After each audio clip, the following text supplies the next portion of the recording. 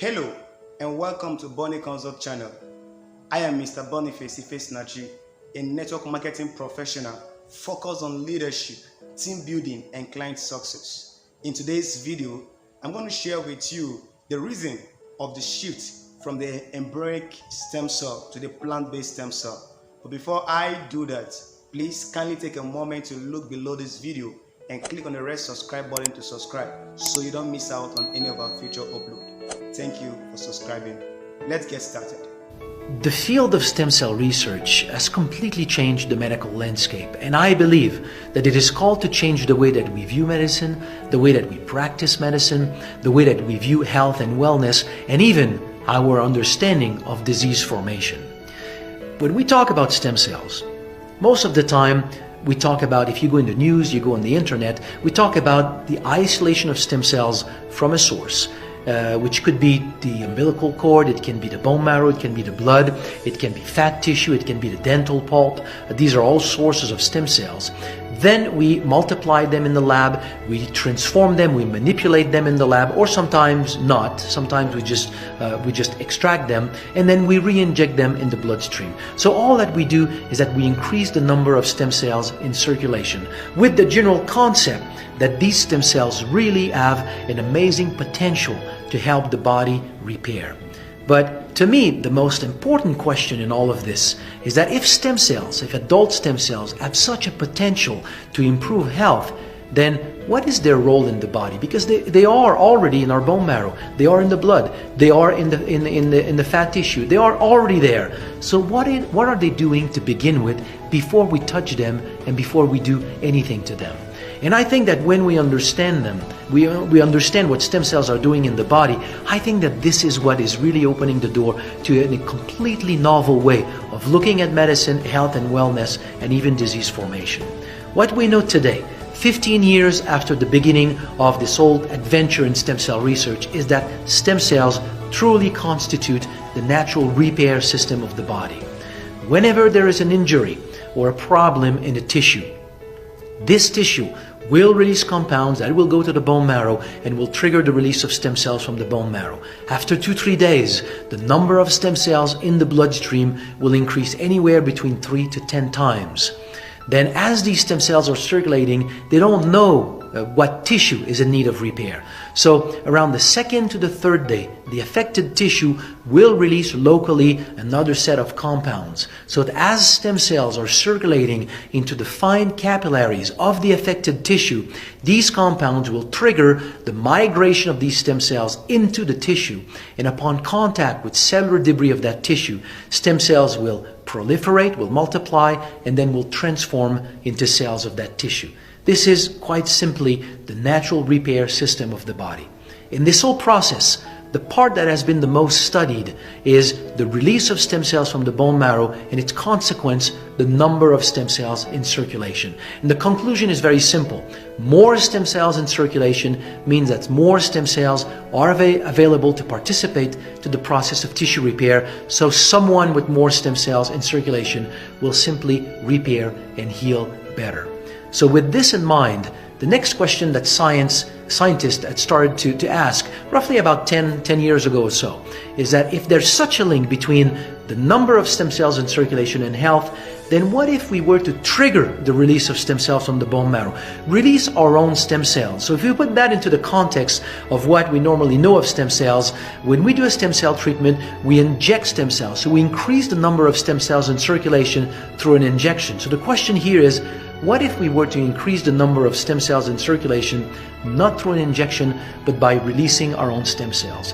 And that is really the field of research where I have done most of my work, which is through plants that we have discovered, plants that trigger the release of stem cells from the bone marrow. So what if we were to release our own stem cells and study the impact of this on the course of various diseases? And now this work has been done by many scientific teams worldwide, and the data is very clear. If we can trigger the release of our own stem cells and significantly increase the number of circulating stem cells every day, then we can really change the course of various problems like diabetes, lung disease, kidney disease, liver degeneration, heart disease, even diseases of the nervous system, Parkinson's, spinal cord lesions, for example. Releasing our own stem cells can have a very significant impact on the development of these diseases. Now, to me, what is the most important is what has emerged from all that science that we have not necessarily looked at in much detail. When we do medical research, most of the time we study diseases, we don't study health. But out of all these studies is emerging something, which is the fact that while we have this repair system in the body, meaning stem cells being released and migrating in tissues that are in need of repair, the same system exists without the presence of an injury. To a lesser extent, but every day of our lives, stem cells leave the bloodstream, migrate in various tissues in the body, and are responsible for the day-to-day renewal, repair, maintenance of tissues. So there's a phenomenon that is emerging, which when you think about it is so obvious. We don't think about it this way, but it's so obvious. Every single disease is linked to cellular loss. You lose cells making insulin, it's diabetes. You lose cells making dopamine in the brain, you have Parkinson. If you lose cells making T3, T4 in your thyroid gland, you have hypothyroidism. If you lose cells in your macula, in your retina, you have macular degeneration. Every single disease is caused by the loss of a type of cells. So we lose cells like this every day. So we have this general concept that the development of disease is this slow decline over time as we lose cells in various tissues. But the new science on stem cells is telling us that we lose cells much more rapidly than we think, but we renew the tissues also very rapidly.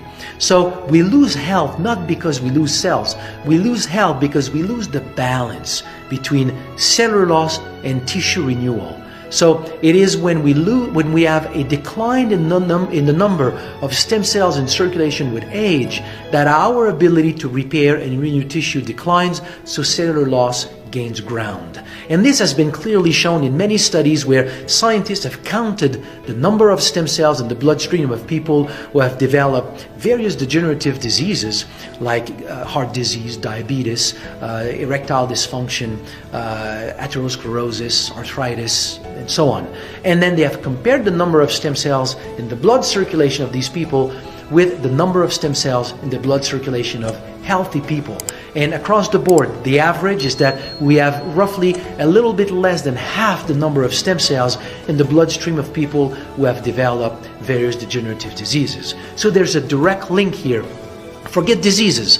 There's a direct link with the number of stem cells in the bloodstream and the ability of the body to maintain its organ and tissues, replace the cells that are being lost in order to help the body maintain optimal health. And it is with this in mind that it's really creating a novel understanding of health and wellness, because the best of what medicine can offer today is preventive medicine. But we cannot reach optimal health just by preventing medicine. It's almost like saying, let's try to become rich by preventing poverty. You don't become rich by preventing poverty. You need to have a strategy for wealth. And it's the same thing here. All this knowledge on stem cells is giving us, for the first time in the medical world, a platform where we can really try to reach optimal health. Because today in our society, if we think about it from a little bit of a philosophical standpoint, we define health as the absence of disease. If you don't have a diagnosis of a certain disease, you're considered to be healthy. And you know very well that oftentimes your sleep is not the best. You cannot run 5 miles anymore. Your memory is not what it was to be. There's a lot of things that you know are far from being optimal. But if you don't have a diagnosis, you're considered to be healthy.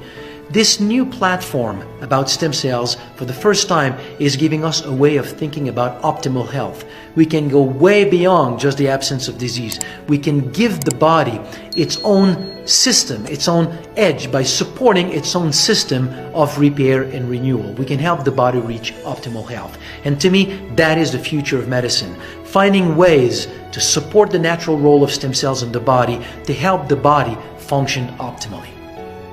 Wow! Thank you for watching our video. Are you interested in becoming a distributor, a marketer, and a stockist of any of our MIIRA products? Do well to hit us up on the line showing on your screen, and we promise to get you started. We can better still drop a comment on the comment section below this video. We promise to reach out to you and get you started. Thank you and see you in our next video.